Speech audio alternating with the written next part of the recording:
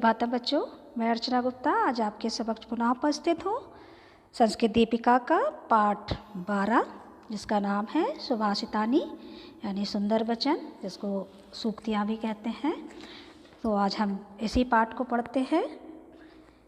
चलिए पढ़ना शुरू करते हैं। तो आप अपनी पाठ पुस्तक का पेज नंबर 74 ओपन कर लें, फिर हम इसको पढ़ते हैं। तो देखते हैं पहली लाइन में क्या है। इसमें विभा है जो अपनी सहेली से बात कर रही है। देखते हैं क्या। तो कहती विभा, सखी त्वम किम पठसी, हे सखी तुम क्या पढ़ती हो। श्रेया क्या कहती, विभे। ये देखो संबोधन सूचक शब्द है और जो आपकी विभक्तियाँ हैं उसमें जो लास्ट है संबोधन वाली विभक्ति उसमें है, और ये स्त्रीलिंग का है, इसलिए उसमें होता है ना कि हे विभे, हे विभे, हे विभा, ऐसे हुआ है ना। तो एक वचन, द्विवचन और बहुवचन करके, तो इस प्रकार से। तो विभे हे विभा अहम सुभाषितानी पठामि, मैं सुभाषितानी पढ़ती हूँ।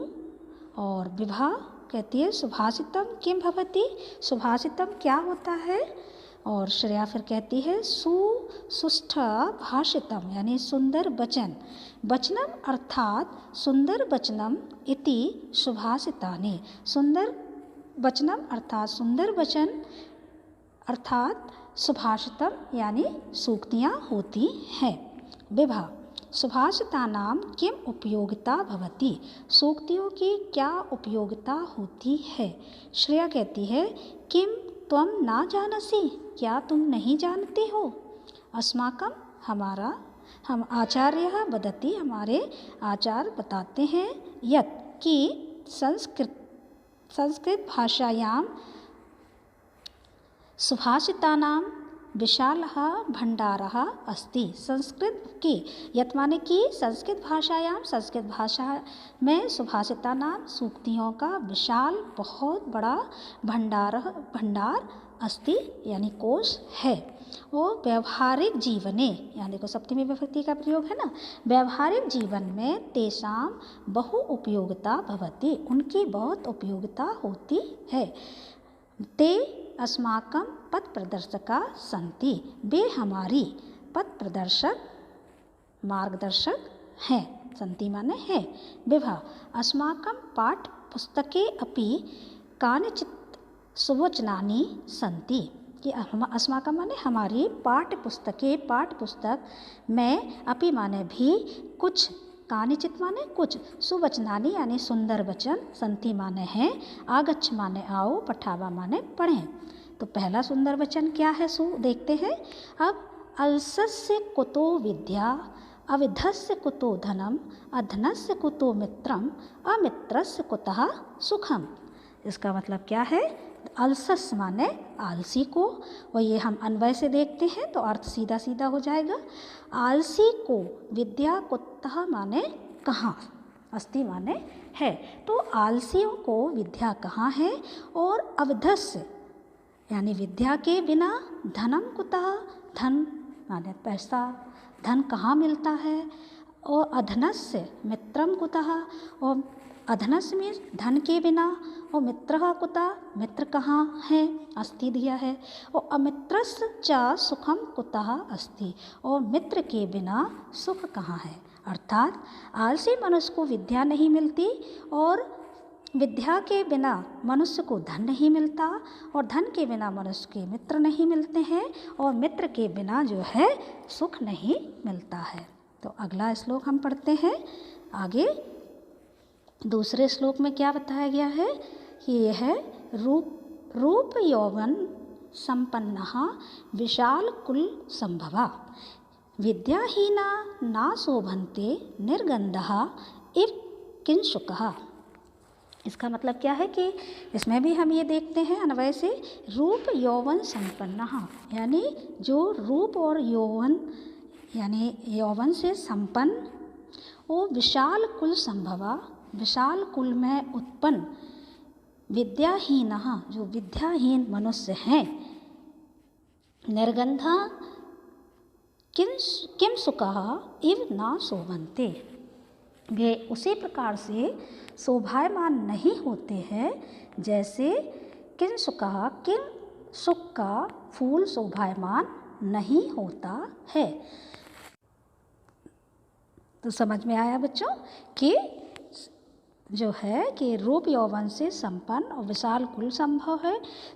विशाल कुल में उत्पन्न विद्याहीन व्यक्ति उसी प्रकार से शोभायमान नहीं होते जैसे किम सुख का जो फूल होता है वो शोभायमान नहीं होता। अब अगला श्लोक देखते हैं। तो अगले श्लोक में क्या है ये पढ़ते हैं।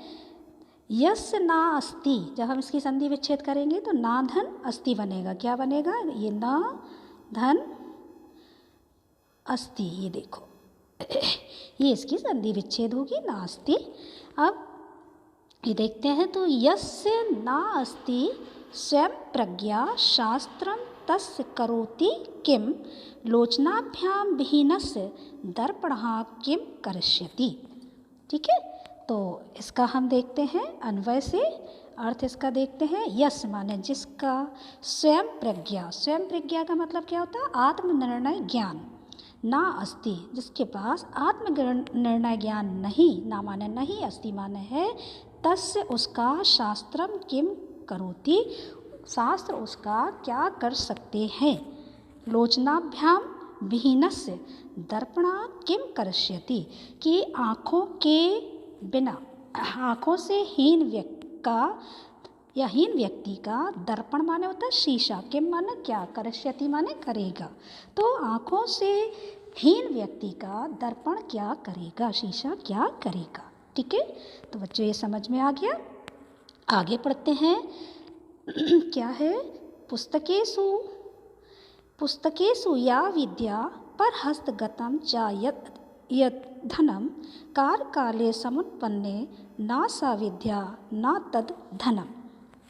तो इसमें क्या है, पुस्तकेषु कि या विद्या माने इसका भी अन्वय से देखते हैं हम। या विद्या, जो विद्या पुस्तकेषु यानी किताबों में है, यद धनम च पर हस्तगतम, और जो, यद माने जो, धनम चा, धन चा माने और, पर हस्तगतम दूसरों के हाथ में गया हुआ, यानी दूसरों के हाथ में है। कार काले यानी समय पड़ने पर, समुत्पन्ने पढ़ने पर, ना सा विद्या ना तद धनम प्राप्त शक्यते, यानी ना वह धन प्राप्त होता है और ना वह विद्या ही प्राप्त होती है। क्योंकि विद्या भी नहीं मिलेगी, किताबों में है, यदि आपके समय पर नहीं आपको याद आया तो वो कुछ नहीं, किसी काम की नहीं है। वो समय पर याद आ जाए तो वो बहुत काम की होती है। इसी प्रकार से जब हमें ज़रूरत है और हमें धन मिल जाए तो बहुत काम का है, और ज़रूरत पर यदि हमें पैसा नहीं मिल रहा तो फिर वो बाद में हमारे किसी काम का नहीं होता ना, इसीलिए ये कहा गया। तो ये सूक्तियाँ हमारे जीवन में बहुत ही महत्वपूर्ण हैं। तो बच्चों आगे हम पढ़ते हैं, अगला श्लोक पढ़ें, इसी को पढ़ करके हम यह समाप्त करेंगे लेसन। 5 श्लोक आज के लिए। ठीक है, तो अगला श्लोक देखते हैं। प्रदोषे दीपिकः चंद्रः प्रभाते दीपकः रवि त्रिलोक्ये दीपकः धर्मः सुपुत्रः कुलदीपकः। प्रदोषे दीपकः यानी प्रदोषे मीन्स होता है सायकाल, दीपकः माने दिया, सायकाल का दिया जो है चंद्र मीन चंद्रमा होता है, और प्रभाते दीप का रवि प्रातः काल का दीपक सूर्य होता है। त्रिलोक्य दीप का धर्मा, त्रिलोक्य मीन्स होता है तीनों लोकों का, और तीनों लोकों का धर्म दीपक होता है। और सुपुत्रः कुल दीपकः, जो एक अच्छा पुत्र होता है वो कुल का दीपक होता है। तो बच्चों आज की कक्षा में इतना ही, अगली कक्षा में पुनः मिलेंगे, तब तक के लिए धन्यवाद, नमस्कार।